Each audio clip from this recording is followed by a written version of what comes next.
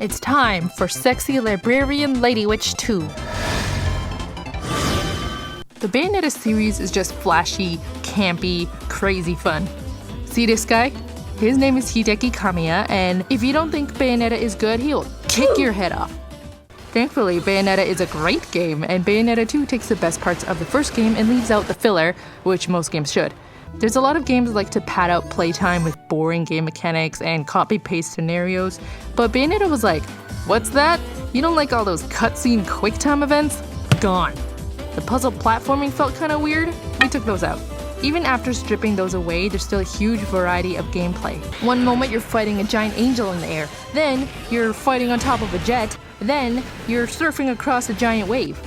Immediately you can tell that the colors are brighter and more modern than the first game, which was a little dark and muddy. There's constantly a lot of things happening on screen, but there's still enough visual clarity with brighter enemies and responsive animations that distinguish everything. Please rise for our national anthem.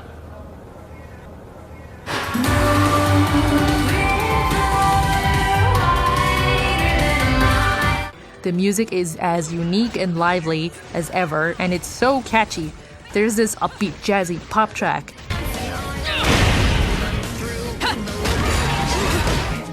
The epic choral boss battles.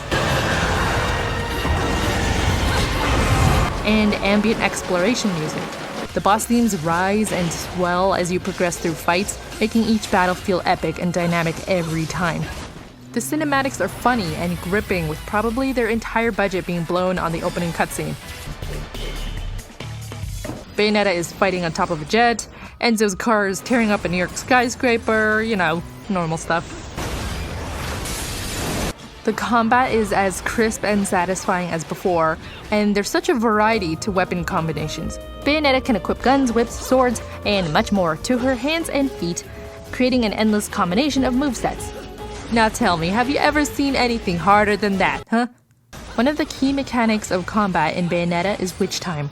When you dodge an enemy's attack, it slows down time, giving you a chance to get in some free hits. A new addition to the combat is called Umbran Climax, which consumes magic to turn your normal attacks into wicked weaves. At the end of every RSI-inducing fight, you get scored based on combo, time, and damage taken.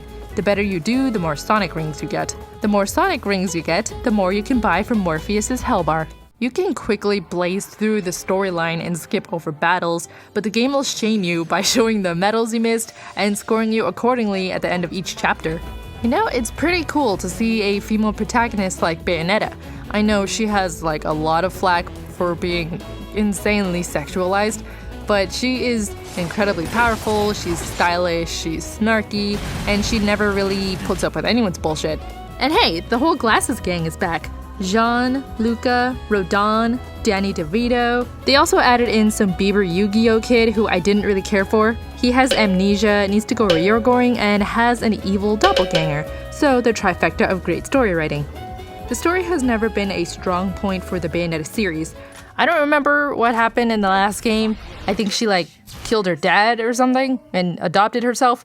I don't know.